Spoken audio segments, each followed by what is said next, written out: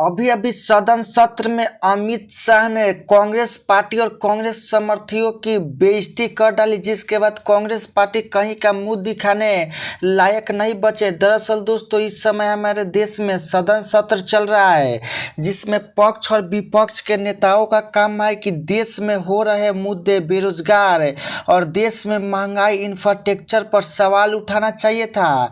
लेकिन विपक्ष में बैठे कांग्रेस पार्टी और कांग्रेस के समर्थकों ने इन सब मुद्दे को छोड़कर सिर्फ सरकार को घेरना चालू कर दिया और सरकार की बुराइयां निकालने चले थे।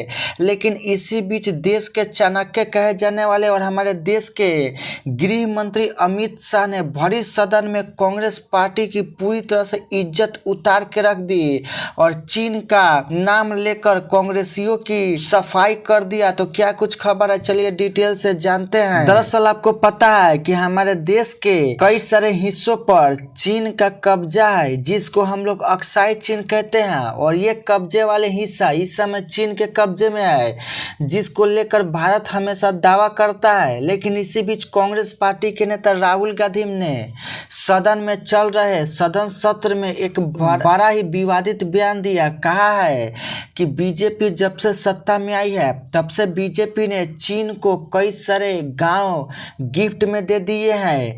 इस बयान के बाद सदन में पूरा हंगामा मच गया और पक्ष में बैठे अमित शाह खड़े होकर बड़े ही चतुराई से बयान दिया। उन्होंने कहा कि अक्साई चीन कौन दिया है ये सबको पता होगा। तुम्हारी ही पार्टी के नेता थे नेहरू, जिन्होंने अक्साई चीन को गिफ्ट में दे दिया। जब उसको वापस लेने की बारी आई तो प्रधानमंत्री उस समय के नेहरू ने भरी सदन में एक बयान दिया और कहा कि अक्साई चीन एक बंजर जमीन है और वहां पर घास का एक तिनका नहीं उठता है, तो हमने उसको छोड़ दिया है और चीन से लेने का कोई इरादा नहीं है।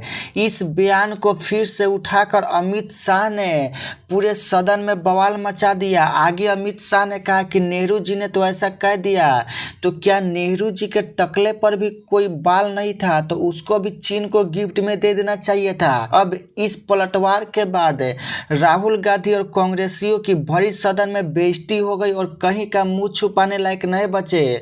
तो दोस्तों, आपको क्या कहना है, कमेंट में जरूर बताएं।